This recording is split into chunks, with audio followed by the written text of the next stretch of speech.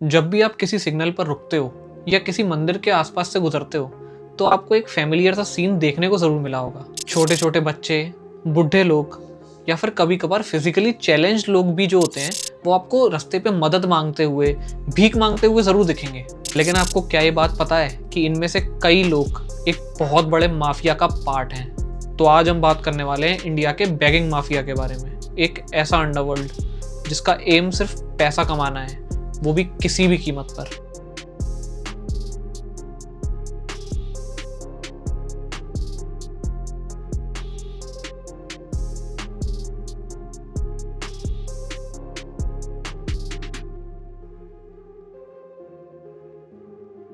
आपने ये चीज देखी होगी कि कुछ लोग फेक इंजरीज के साथ भीख मांगते हैं। ये कोई कोइंसिडेंस नहीं है, ये सब एक सोचा समझा और एक प्लान्ड काम होता है। ना सिर्फ ये प्लान्ड होता है बल्कि ये इंडिया में चलने वाला एक बहुत बड़ा सिस्टमेटिक क्राइम है जो काफी सालों से इंडिया में बेधड़ल्ले से चल रहा है। इनकी ना पूरी एक हायरार्की होती है। सबसे पहले आता है इनका गैंग लीडर, उसके बाद आते हैं इसके एरिया मैनेजर्स, उसके बाद आते हैं इनके सोल्जर्स यानी कि असली बेगर्स। इन सारे के सारे बेगर्स को हर रोज का एक कोटा दिया जाता है कि तुम्हें पूरे दिन के अंदर इतना पैसा कमा के लाके देना ही पड़ेगा, और अगर तुम नहीं लाए तो तुम्हें पनिशमेंट मिलेगी। पनिशमेंट्स जैसे कि मार या फिर कभी कभार खाना न देना। इस सब के बावजूद इसमें सबसे बड़ी और खतरनाक बात है चाइल्ड एक्सप्लॉयटेशन। छोटे बच्चों को किडनैप करके या फिर वो माँ बाप जो गरीब हैं उनको थोड़ा बहुत पैसा देके उनके बच्चों को अपनी गैंग में शामिल कर लिया जाता है। शामिल से मेरा मतलब गैंग का पार्ट नहीं, गैंग का स्लेव बना दिया जाता है। फिर उन बच्चों को ड्रग्स की आदत लगाई जाती है या फिर उन्हें डिसेबल्ड कर दिया जाता है ताकि वो और लाचार और बेचारे दिखाई दें। सड़क पर भीख मांगते बच्चे, हाथों में खाली बर्तन, आंखों में आंसू, और इनको देख के बस यही लगता है कि एक और दुख भरी कहानी।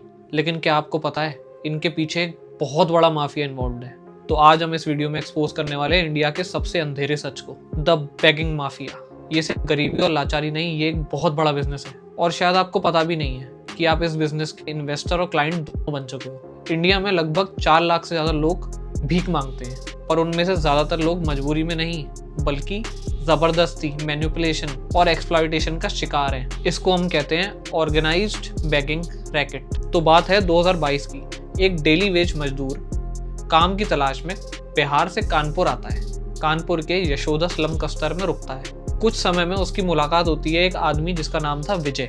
विजय उसे काम दिलाने का भरोसा दिलाता है और वादा करता है और उसे बोलता है कि कल तुम मुझे जकारकट्टी ब्रिज के नीचे मिलो। अगले दिन सुरेश वहां पहुंचता है। कोई उसके पीछे से उसके मुंह पे काला कपड़ा डालता है और उसे किडनैप कर लेता है। उसके बाद सुरेश को इंटॉक्सिकेटेड यानी कि नशे में डाल दिया जाता है और उसकी आंखों में केमिकल डाला जाता है जिससे वो अंधा होने लगता है। साथ ही उसकी उंगलियां भी काट दी जाती हैं और उसके शरीर पे मारने के निशान भी छोड़ दिए जाते हैं ताकि वो बेचारा और लाचार लगे। और ये सब उसके साथ सिर्फ इसीलिए करा जाता है ताकि वो भीख मांगने के लिए एक सूटेबल इंसान बन जाए। कुछ दिन बाद सुरेश को इस गैंग के द्वारा 70,000 रुपए में एक औरत को बेच दिया जाता है, मात्र 70,000 रुपए में। उसके बाद एक आदमी जिसका नाम राज था वो उसे गोरखधाम एक्सप्रेस से दिल्ली ले आता है और दिल्ली पहुंचकर उसे एक जगह पे छोड़ दिया जाता है जहाँ पे सिर्फ उसे भीख मांगने का ही काम होता है।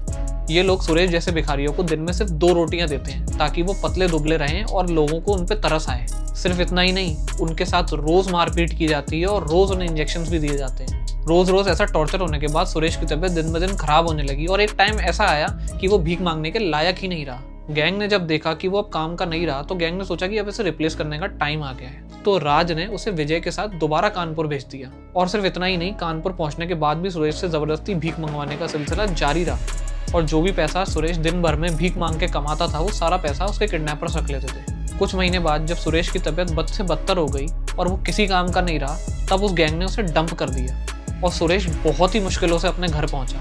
घर पहुंचने के बाद सुरेश की हालत इतनी खराब थी कि उसके घर वाले भी उसे नहीं पहचान पा रहे थे। इवन उन लोगों ने तो शुरू में डिनाई कर दिया था कि हम इसे जानते ही नहीं है। अब ये जो पूरी आपने स्टोरी सुनी है कोई इमेजिनेशन नहीं है बल्कि एक सच्ची घटना है। मामला सामने आया, सुनसान स्थान पर हाथ पैर तोड़ दिए और 12 दिनों तक अपने घर में कैद रखा। बाद में दांत तोड़ दिए गए, आंखों को भी नुकसान पहुंचाया गया। उसके बाद कानपुर में बस स्टैंड के पास बनी बस्ती में एक औरत के पास छोड़कर भाग गया जहां पर जहरीले इंजेक्शन लगाए गए। इंडस्ट्री है जिसमें लाखों लोग, स्पेशली वुमेन एंड छोटे छोटे बच्चे इन्वॉल्व हैं। तो दोस्तों, जब आप इन भिखारियों को देखते हैं तो आपको क्या लगता है कोई एक भिखारी दिन में कितना ही कमा लेता होगा? और सबसे बड़ी बात, ये पैसा जाता कहाँ है और इसके सॉल्यूशंस क्या हैं? अपनी राय आप अपने कमेंट्स में भी बता सकते हैं। अब बढ़ते हैं आगे वीडियो की ओर।